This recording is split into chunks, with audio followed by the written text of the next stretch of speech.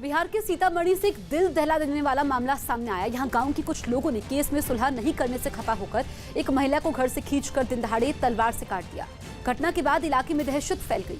बताया गया कि कुछ महीने पहले आरोपियों ने महिला की बेटी को अगवा कर लिया था, जिसकी उसने पुलिस में शिकायत की थी, लेकिन पुलिस ने मामले में कोई कार्रवाई नहीं की। उधर आरोपी लगातार महिला और उसके परिवार पर सुलह करने का दबाव बना रहे थे। सुलह नहीं करने में उसे जान से मारने की कई बार धमकी भी दी गई थी। इस घटना के बाद से इलाके में दहशत का माहौल है। हालांकि पुलिस मामले की छानबीन में जुटी है, लेकिन अभी तक किसी की गिरफ्तारी नहीं हो पाई है। कोई इस पर प्रक्रिया नहीं किया गया। मान लीजिए उन लोगों को कोई गिरफ्तारी कुछ हुआ नहीं। इसके बाद इन पर से दबाव हुआ था कि अपना सब समेट लो, नहीं तो जान से मार दिया जाएगा। इसके बाद अचानक देखिए बीच रोड पर घींच के मृत्यु। केरल के सोना तस्करी केस में मुख्यमंत्री के पूर्व सचिव एम शिवशंकर की गिरफ्तारी के बाद कांग्रेस ने राज्य सरकार के खिलाफ मोर्चा खोल दिया। पार्टी कार्यकर्ताओं ने अपना विरोध जताने के लिए तिरुवनंतपुरम में जोरदार प्रदर्शन किया। एक दिन पहले ही ईडी ने एम शिवशंकर को गिरफ्तार किया था, जिसके अगले दिन कांग्रेस कार्यकर्ताओं ने केरल सरकार के खिलाफ हल्ला बोल दिया। इन लोगों ने जबरदस्त प्रदर्शन करते हुए तिरुवनंतपुरम में सीएम पिनरई विजयन के आवास का घेराव करने की कोशिश की, जिसके बाद पुलिस ने उन्हें रोकने के लिए उन पर पानी की बौछार कर दी, लेकिन वो पानी की मोटी धार को झेलते रहे। कई कार्यकर्ता तो अपनी जगह से हिले तक नहीं। यही नहीं, कुछ लोगों ने उन्हें रोकने के लिए लगाए गए बैरिकेड गिरा दिए। मामला सोना तस्करी केस में मुख्यमंत्री के सचिव रहे एम शिवशंकर की गिरफ्तारी का था, लिहाजा कांग्रेस ने इसे लपकने में देर नहीं की और पार्टी कार्यकर्ताओं ने मुख्यमंत्री के इस्तीफे की मांग कर दी। We want the chief minister to resign immediately. इससे पहले जब कांग्रेस कार्यकर्ता प्रदर्शन करने के लिए जुटे तो पुलिस पहले से ही तैयार दिखी, लेकिन प्रदर्शन में शामिल लोगों ने पुलिस के सुरक्षा इंतजामों को तोड़ने के लिए पूरा जोर लगा दिया। इन लोगों की पुलिस से धक्का मुक्की भी हुई। एम शिवशंकर को मुख्यमंत्री का करीबी माना जाता है। यही वजह रही कि 30 किलो सोने की तस्करी के मामले में उनकी गिरफ्तारी होते ही विपक्ष ने मुख्यमंत्री को अपने निशाने पर ले लिया। बीजेपी सांसद ज्योतिरादित्य सिंधिया ने उपचुनाव के समय एक सभा में पूर्व सीएम कमलनाथ पर जमकर हमला बोला। उन्होंने कहा कि कमलनाथ सरकार ने कर्ज माफी की घोषणा मंदसौर की धरती से की थी, लेकिन ना तो कर्ज माफ हुआ, ना ही किसानों तक पैसा पहुंचा। ज्योतिरादित्य सिंधिया ने कमलनाथ पर उनसे कर्ज माफी के झूठे सर्टिफिकेट तक बंटवाने का भी आरोप लगाया है। इस मध्य प्रदेश में जो आपने आशीर्वाद प्रदान किया, उस कांग्रेस पार्टी को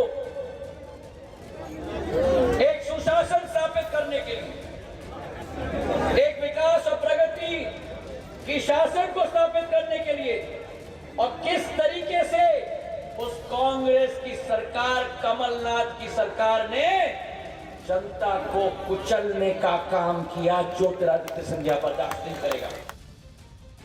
मेक्सिको में नुकसान पहुंचाने के बाद जेठा तूफान अमेरिका पहुंच गया। तूफान की वजह से वहां 2 लोगों की मौत हो गई। करीब 20 लाख लोगों को बिना बिजली के गुजारा करना पड़ा, क्योंकि तूफान की वजह से हवा की रफ्तार 100 किलोमीटर प्रति घंटा तक पहुंच गई और उस पर भी भारी बारिश ने बिजली सप्लाई को ठप कर दिया। अमेरिका में जेठा तूफान लुइसियाना राज्य से टकराया, जहां से सामने आई तस्वीरों में इलाके में हवा और बारिश का कहर साफ देखने को मिला। एक जगह तो हवा ने ऐसा तांडव किया कि एक मकान ऐसे बिखर गया जैसे किताब से पन्ने फाड़कर अलग कर दिए गए हों। इतनी तेज हवाएं चली कि बरसों से तनकर खड़े पेड़ मिनटों में उखड़कर गिर गए। कई जगह तो उन्होंने अपने पास के मकानों को ही तहस नहस कर दिया। लुइसियाना पर कहर ढाने के बाद तूफान मिसिसिपी की तरफ बढ़ गया। वहां से सामने आई एक तस्वीर में एक कैसीनो की पार्किंग तालाब बनी नजर आई। गाड़ियां पानी में डूबी दिखी। तूफान की वजह से वहां एक चर्च की इमारत को भी नुकसान पहुंचा। वहां भी पेड़ उखड़कर जमीन पर गिर गए। बिहार में आज नेताओं की ताबड़तोड़ रैलियां होंगी। बीजेपी के अध्यक्ष जेपी नड्डा दोपहर 12 बजे बेगूसराय और दोपहर 3:20 पर सिवान में जनसभा को संबोधित करेंगे। इसके अलावा सीएम नीतीश कुमार खगड़िया, सीतामढ़ी और शिवहर में जनसभा को संबोधित करेंगे। नीतीश कुमार को खलनायक बताने पर घमासान हो गया। बिहार चुनाव में आरजेडी के उस ट्वीट पर जबानी जंग छिड़ गई जिसमें सीएम नीतीश कुमार को खलनायक बताया गया। आरजेडी ने रोजगार के मुद्दे पर सीएम को घेरा और उन्हें युवा विरोधी करार दिया। इतना ही नहीं, आरजेडी नेता तेजस्वी यादव ने तो बिहार में हुए पहले चरण के चुनाव में ज्यादातर सीटों पर जीत दर्ज करने का दावा भी किया। फर्स्ट फेज हम तो बता रहे हैं कि पूरी क्लीन स्वीप जो है हम लोग कर रहे हैं। आरजेडी के हमले पर जेडीयू ने पलटवार किया और एक बार फिर सत्ता में अपनी वापसी का दावा किया। घटिया शब्दों का प्रयोग करने से वो बाज है। दिल्ली पुलिस ने आईपीएल मैच पर सट्टा लगाने के आरोप में 3 लोगों को कोटला मुबारकपुर से गिरफ्तार कर लिया। साथ ही पुलिस ने इन आरोपियों के पास से 5 मोबाइल और एक रजिस्टर भी बरामद किया, जिसमें पैसों के लेन देन का हिसाब रखा गया है। यूपी के मेरठ में एक मकान में तेज धमाका हो गया। ये धमाका सिलेंडर के फटने से हुआ, जिससे कई मकानों को नुकसान पहुंचा। साथ ही इन मकानों के मलबे में दबकर 2 लोगों की मौत हो गई। चैंपियंस लीग के एक फुटबॉल मैच में बार्सिलोना ने यूवेंटस को 2-0 से हरा दिया। यूवेंटस क्लब के फुटबॉलर क्रिस्टियानो रोनाल्डो इस मैच में हिस्सा नहीं ले रहे थे, क्योंकि उनकी तीसरी कोरोना रिपोर्ट पॉजिटिव आई थी। हरियाणा के झज्जर से एक दिल दहला देने वाला वीडियो सामने आया, जिसमें कुछ लोग मारपीट करते नजर आए। आरोपी की रेप का एक आरोपी अपने परिवार वालों के साथ केस वापस लेने का दबाव बनाने के लिए उस लड़की के घर पहुंचा, और जब बात नहीं बनी तो वो लोग पीड़ित परिवार पर टूट पड़े। इस मारपीट का एक वीडियो भी सामने आया, जिसमें कुछ लोग बीच सड़क पर बहस करते दिखे। तभी एक लड़की ने बहस कर रहे एक लड़के पर वार कर दिया। इसके बाद उस लड़के ने भी मारपीट शुरू कर दी और देखते ही देखते दोनों पक्ष के लोग एक दूसरे से उलझ गए। शुरू में तो लात घूंसे चले, लेकिन थोड़ी ही देर बाद लोगों ने लाठियों और ईंटों से एक दूसरे पर हमला करना शुरू कर दिया। इस मारपीट में कई लोग घायल हो गए। पीड़ित परिवार ने हमला करने वालों को गिरफ्तार करने की मांग की। मैं चाहती हूँ इंसाफ मिले, क्योंकि सबको जान से मारने की धमकी दे के गया है सर। वहीं पुलिस ने मारपीट करने वाले आरोपियों की जल्द गिरफ्तारी का भरोसा दिया। कार्रवाई करके आरोपियों को शीघ्र गिरफ्तार किया जाए। बताया गया कि अगस्त के महीने में लड़की ने 4 लड़कों के खिलाफ रेप और ब्लैकमेलिंग का मामला दर्ज करवाया था। पश्चिम बंगाल के बर्धमान में एक चाय की दुकान में रखे सिलेंडर में धमाका होने से वहां आग लग गई। आग इतनी भीषण थी कि उसकी चपेट में आने से दुकान का मालिक बुरी तरीके से झुलस गया, जिसे गंभीर हालत में अस्पताल में भर्ती करवाया गया। आग इतनी तेजी से फैली कि उसने दुकान के पास वाली इमारत को भी अपनी चपेट में ले लिया। आग लगते ही वहां अफरा तफरी फैल गई और आसपास मौजूद लोग तेजी से आग बुझाने के लिए दौड़ पड़े। लेकिन आग इतनी भीषण थी कि उसकी लपटों के पास जाना किसी के लिए भी आसान नहीं था। बताया गया कि दुकान मालिक वहां अवैध तरीके से पेट्रोल भी बेचा करता था, जो हादसे की बड़ी वजह बन गया। हादसे के समय वहां कई डिब्बों में पेट्रोल भरा हुआ था, जिसकी वजह से आग तेजी से फैल गई और उस पर काबू पाना मुश्किल हो गया। हालांकि इसके बाद दमकल विभाग के कर्मचारी सूचना मिलते ही मौके पर पहुंच गए, जिन्होंने कड़ी मेहनत के बाद आग को बुझा दिया। मेक्सिको में नुकसान पहुंचाने के बाद जेटा तूफान अमेरिका पहुंच गया। तूफान की वजह से वहां 2 लोगों की मौत हो गई। करीब 20 लाख लोगों को बिना बिजली के गुजारा करना पड़ा, क्योंकि तूफान की वजह से हवा की रफ्तार 100 किलोमीटर प्रति घंटा तक पहुंच गई और उस पर भी भारी बारिश ने बिजली सप्लाई को ठप कर दिया। अमेरिका में जेटा तूफान लुइसियाना राज्य से टकराया, जहां से सामने आई तस्वीरों में इलाके में हवा और बारिश का कहर साफ देखने को मिला। एक जगह तो हवा ने ऐसा तांडव किया कि एक मकान ऐसे बिखर गया जिसे किताब से पन्ने फाड़कर अलग कर दिए गए हों। इतनी तेज हवाएं चली कि बरसों से तनकर खड़े पेड़ मिनटों में उखड़कर गिर गए। कई जगह तो उन्होंने अपने पास के मकानों को ही तहस नहस कर दिया। लुइसियाना पर कहर ढाने के बाद तूफान मिसिसिपी की तरफ बढ़ गया। वहां से सामने आई एक तस्वीर में एक कैसीनो की पार्किंग तालाब बनी नजर आई। गाड़ियां पानी में डूबी दिखी। तूफान की वजह से वहां एक चर्च की इमारत को भी नुकसान पहुंचा। वहां भी पेड़ उखड़कर जमीन पर गिर गए। निकिता की हत्या मामले में कांग्रेस ने कानून व्यवस्था पर हरियाणा सरकार को घेरा। हरियाणा के बल्लभगढ़ में कांग्रेस प्रदेश अध्यक्ष कुमारी शैलजा ने निकिता के परिवार से मुलाकात की और हत्या पर दुख जाहिर करते हुए खट्टर सरकार को कानून व्यवस्था के मुद्दे पर घेरा। आपने देखा कि किस तरह से कानून व्यवस्था की धज्जियां उड़ रही। मुंबई के पास भिवंडी में सालों से बंद पड़ी एक फैक्ट्री में भीषण आग लगने से वहां हड़कंप मच गया, जिसके बाद सूचना पर पहुंचे दमकल कर्मचारियों ने आग पर काबू पाया। यूपी के मुजफ्फरनगर में साध्वी प्राची ने निकिता हत्याकांड पर कड़ी नाराजगी जाहिर करते हुए हिंदू परिवारों को बेटियों की सुरक्षा के लिए सरकार से हथियारों की लाइसेंस फ्री में देने की मांग की। हिंदुओं को लाइसेंस फ्री दिया जाए, मेरी ये मांग है और हर हिंदू को मांग करनी चाहिए। यूपी के गाजीपुर में मुख्तार अंसारी गैंग के बदमाश महेंद्र जायसवाल पर गैंगस्टर एक्ट के तहत कार्रवाई करते हुए पुलिस ने उसके 2 मकानों को कुर्क कर लिया। जिलाधिकारी गाजीपुर महोदय के आदेशानुसार इसकी ये 2 संपत्तियां गैंगस्टर एक्ट की धारा 14 के अंतर्गत कुर्क की गई है। यूपी के शामली में समाजवादी पार्टी के विधायक नाहिद हसन ने पुलिस पर कुछ लोगों को झूठे केस में फंसाने का आरोप लगाते हुए अपने समर्थकों के साथ थाने पहुंचकर हंगामा किया। इनसे तो पैसे मांग रहे हैं, इनकी रिपोर्ट निकाल रहे हैं। भैया इन्होंने धमकाओ जो है, नौकरी कर रहे हैं, तुम भी जो है तानाशाही नहीं कर सकते। हरियाणा के सोनीपत में गायक सुमित गोस्वामी के घर के बाहर कुछ लोगों ने फायरिंग करते हुए जान से मारने की धमकी दी, जिसका वीडियो वायरल हो गया। महाराष्ट्र के धुले में मौजूद एक सीमेंट फैक्ट्री के दफ्तर में एनसीपी के कुछ कार्यकर्ताओं ने जमकर तोड़फोड़ की। बताया गया कि उन्होंने कुछ वक्त पहले इलाके के लोगों के लिए रोजगार की मांग की थी, लेकिन जब उनकी बात नहीं सुनी गई तो उन्होंने हिंसा का सहारा लिया और इसलिए वो सीमेंट फैक्ट्री के दफ्तर पहुंचे और वहां रखी कुर्सियों को उठा उठाकर फेंकना शुरू कर दिया। जिस कार्यकर्ता के हाथ में जो सामान आया उसने उसी को फर्श पर पूरी ताकत से फेंका। हंगामे के दौरान ये लोग फैक्ट्री प्रबंधन के खिलाफ नारेबाजी भी करते रहे। इस हंगामे में दफ्तर में मौजूद कई चीजों को नुकसान पहुंचा, लेकिन एनसीपी कार्यकर्ता इतने में नहीं माने। उन्होंने चेतावनी दी कि अगर इलाके के लोगों को रोजगार नहीं दिया गया तो वो बड़े पैमाने पर सीमेंट फैक्ट्री प्रबंधन के खिलाफ आंदोलन करेंगे। मुंबई के दहिसर में एक अस्पताल में आग लगने से हड़कंप मच गया।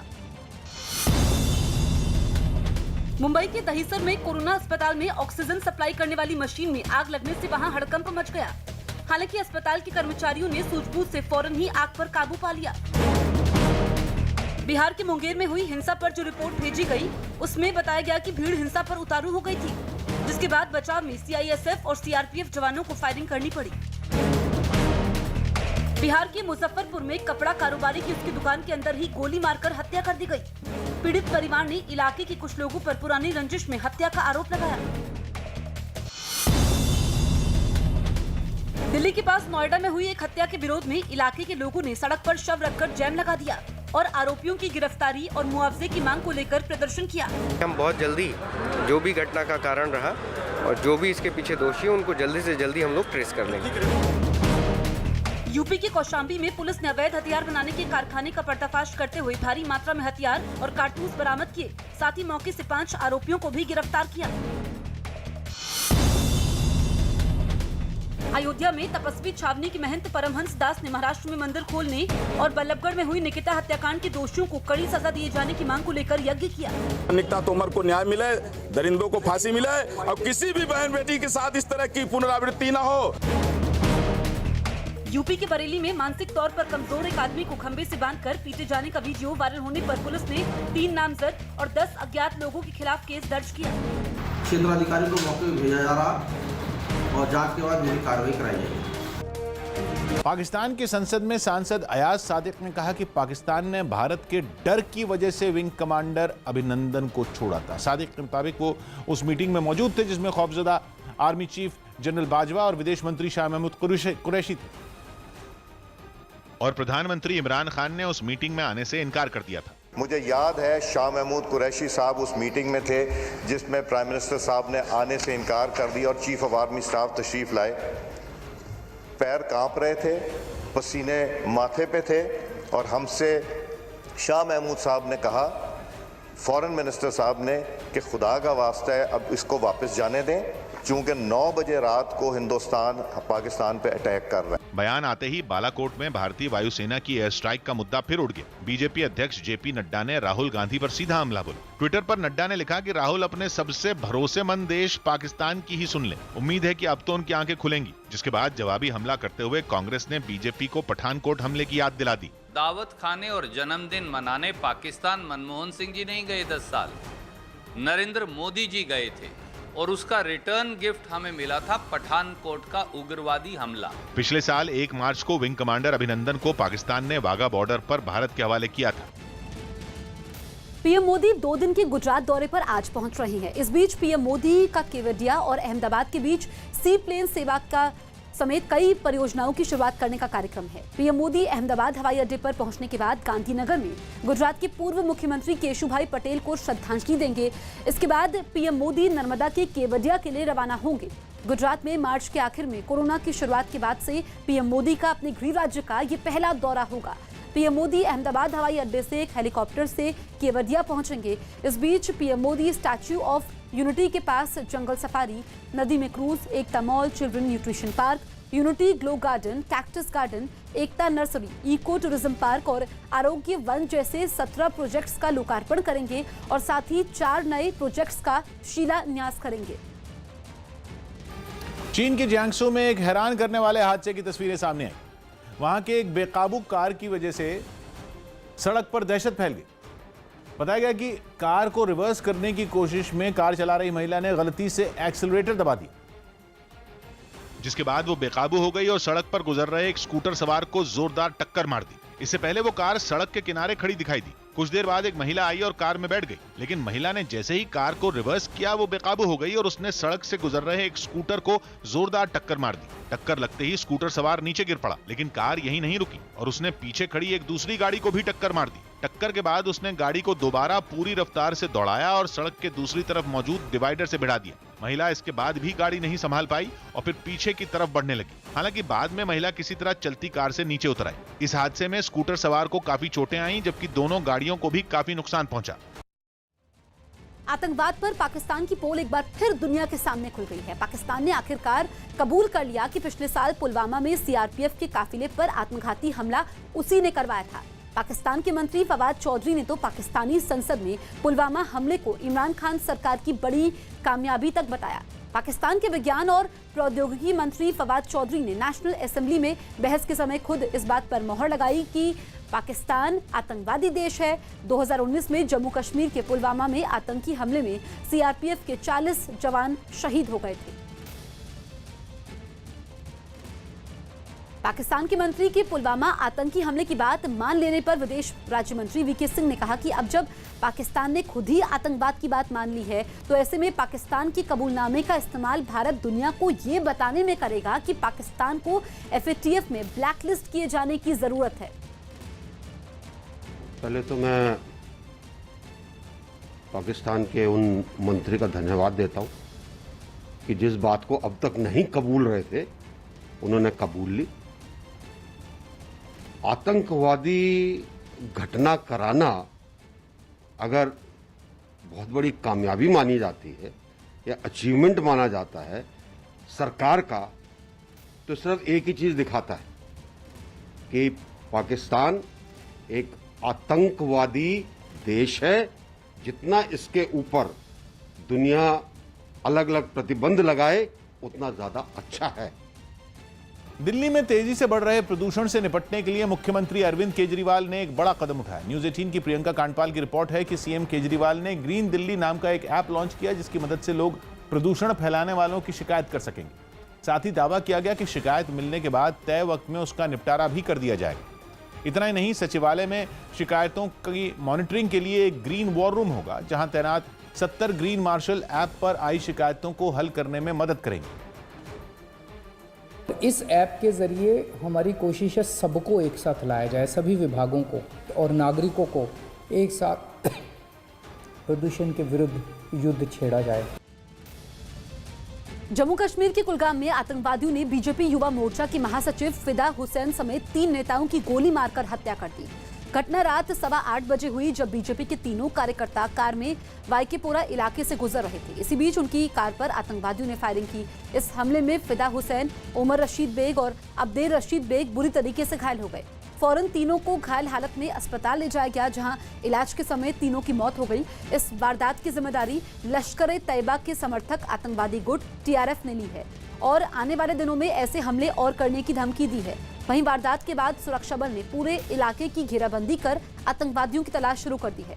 इस घटना की पीएम नरेंद्र मोदी ने ट्वीट कर निंदा की। उनके अलावा राज्य के उपराज्यपाल मनोज सिन्हा और पीडीपी अध्यक्ष महबूबा मुफ्ती ने भी घटना पर दुख जाहिर किया।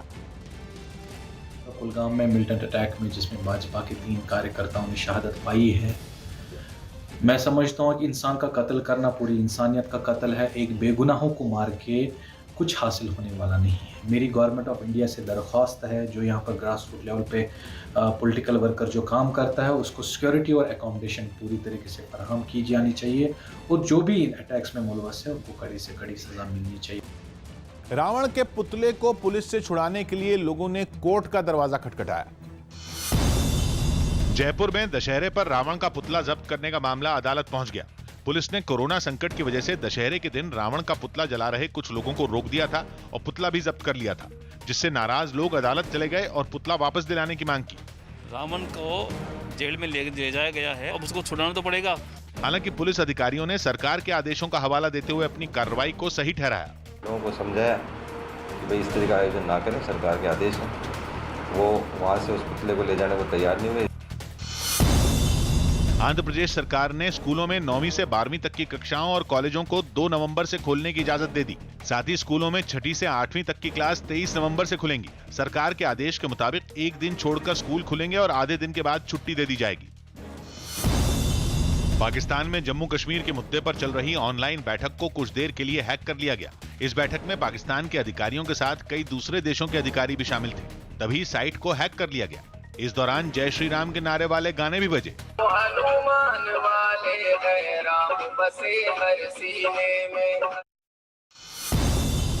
मेजबान पाकिस्तान और जिम्बाब्वे के बीच सुबह वनडे सीरीज की शुरुआत होगी, लेकिन इस पहले वनडे में पाकिस्तान के उप कप्तान शादाब खान पैर में चोट की वजह से नहीं खेल पाएंगे। कांग्रेस महासचिव प्रियंका गांधी ने यूपी के सीएम योगी आदित्यनाथ को एक खत लिखा। इस खत में उन्होंने वाराणसी के बुनकरों के मुद्दे उठाए, साथ ही उन्हें कम दर पर बिजली देने की मांग की।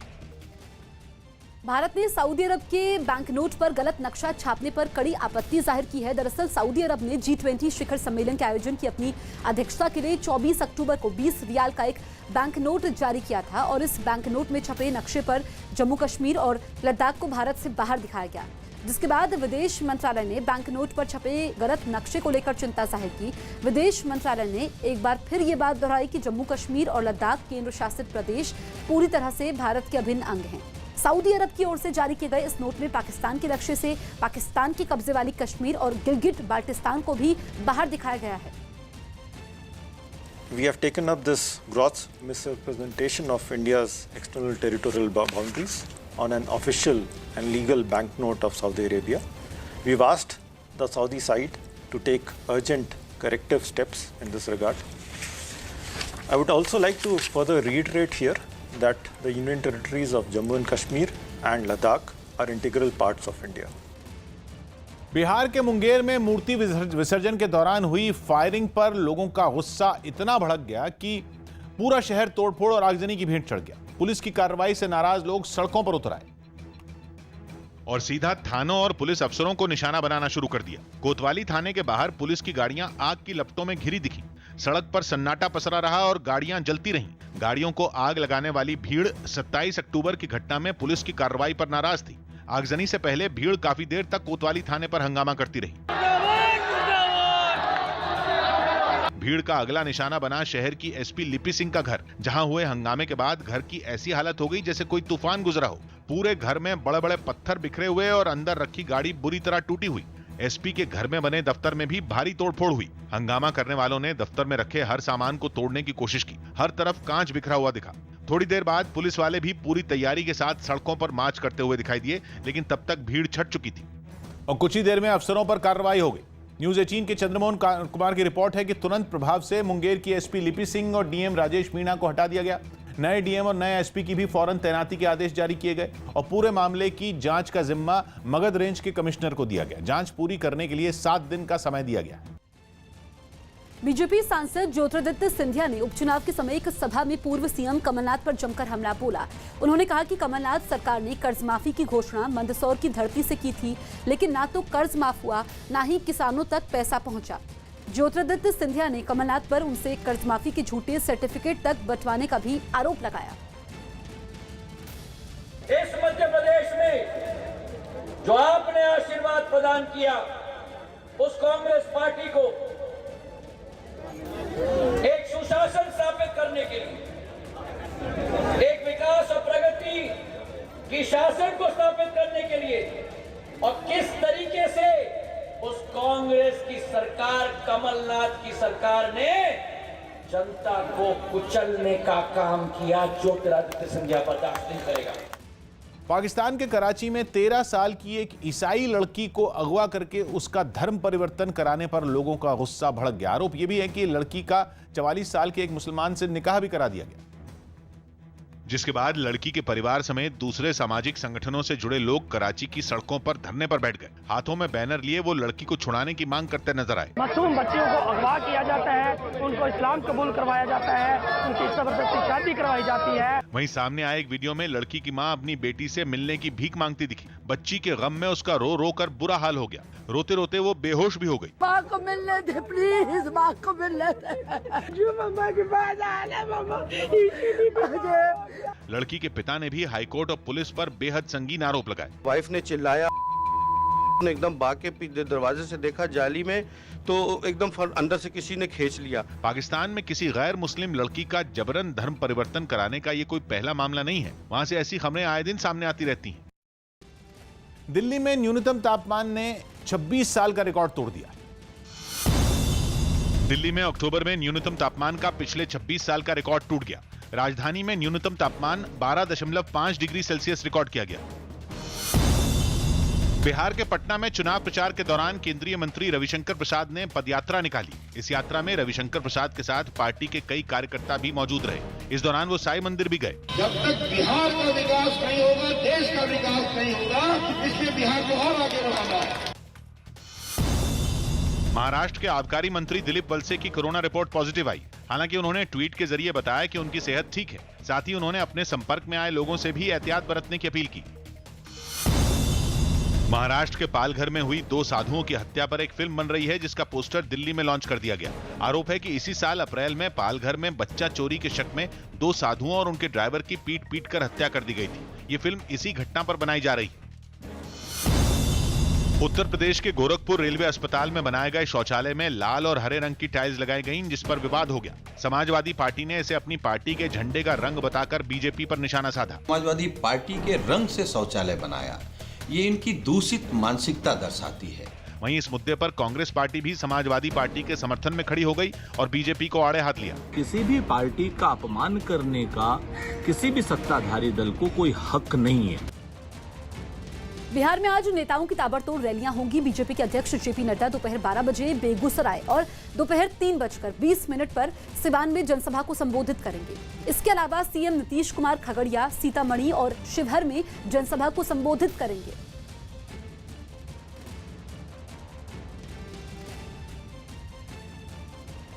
एयर इंडिया में निजी कंपनियों को हिस्सेदारी बेचने से जुड़ी सरकार की योजना के नियमों में कुछ बदलाव किए गए हैं। न्यूज 18 के अनुराग ढांडा की रिपोर्ट है कि अब बोली लगाने के लिए निजी कंपनियों को छूट दी जाएगी और कंपनियों की लगाई गई बोली के आधार पर ही कीमत तय होगी। हालांकि रिजर्व वैल्यू से कम की बोली मान्य नहीं होगी। कोरोना संकट की वजह से उड़ानों पर बुरा असर हुआ, जिसकी वजह से एयर इंडिया का घाटा बढ़ा और इसीलिए नियमों में बदलाव का फैसला लिया गया। एयर इंडिया के मुताबिक 500 से ज्यादा कंपनियों ने विनिवेश में दिलचस्पी दिखाई है। विनिवेश की पूरी प्रक्रिया को 28 दिसंबर तक खत्म करने का लक्ष्य रखा गया है। यूपी के शामली में समाजवादी पार्टी के विधायक नाहिद हसन ने पुलिस पर कुछ लोगों को झूठे केस में फंसाने का आरोप लगाते हुए थाने पहुंचकर हंगामा किया। इस बीच बड़ी संख्या में नाहिद हसन के समर्थक भी उनके साथ थाने पहुंचे थे, जिसकी वजह से वहां अफरा तफरी का माहौल बन गया। विधायक नाहिद हसन ने आरोप लगाया कि पीड़ित लोगों को ही पुलिस आरोपी बनाकर जेल भेज रही है। इस हंगामे के समय नाहिद हसन की पुलिस वालों से कई बार तीखी बहस भी हुई। पैसे मांग रहे हैं, इनकी रिपोर्ट नहीं दर्ज कर रहे। इन्होंने धमकाओ जो है, नौकरी कर रहे हैं, तुम भी जो है तानाशाही नहीं कर सकते। विधायक नाहिद हसन अपने साथ एक लिस्ट भी लेकर गए थे, जिसमें कई ऐसे लोगों के नाम थे जिन्हें हाल ही में जेल भेजा गया था।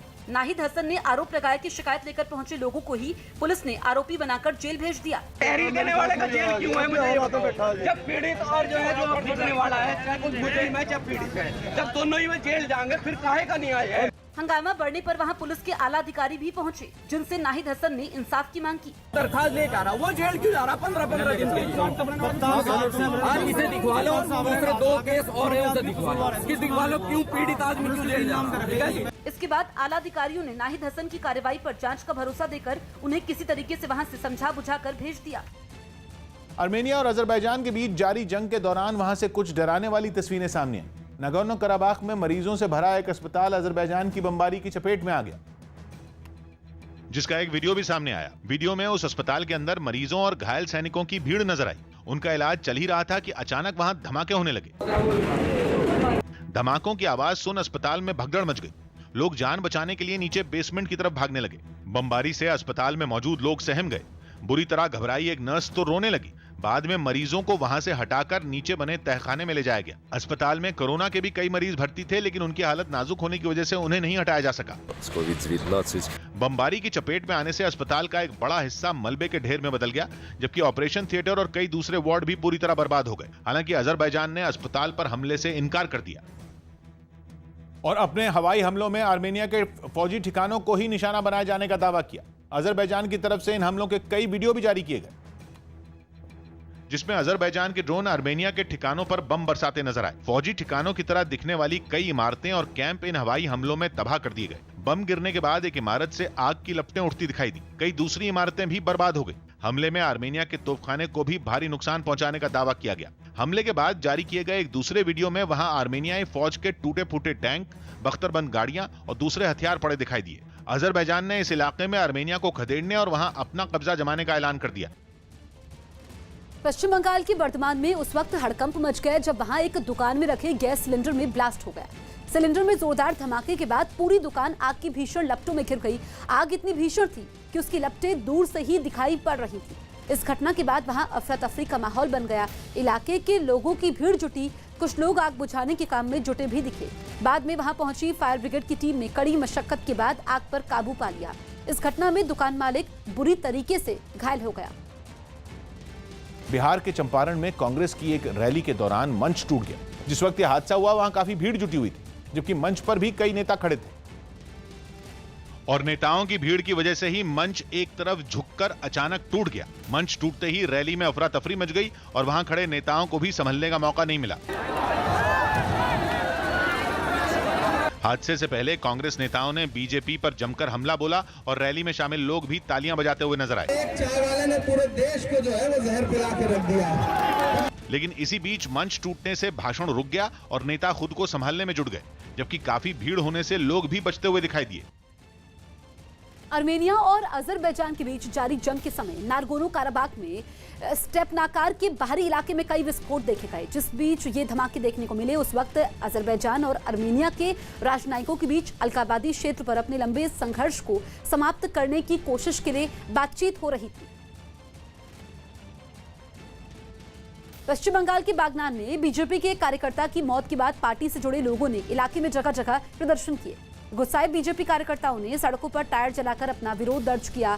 बीजेपी कार्यकर्ताओं की बुलाए 12 घंटे के बंद की वजह से इलाके के ज्यादातर बाजार बंद ही थे।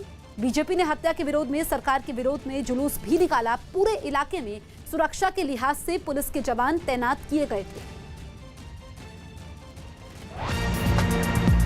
न्यूज 18 इंडिया एनबीए का सदस्य है और निष्पक्ष और जिम्मेदार पत्रकारिता के लिए बनाए गए नेशनल ब्रॉडकास्टिंग स्टैंडर्ड्स अथॉरिटी के नैतिक मानकों से संचालित होता है।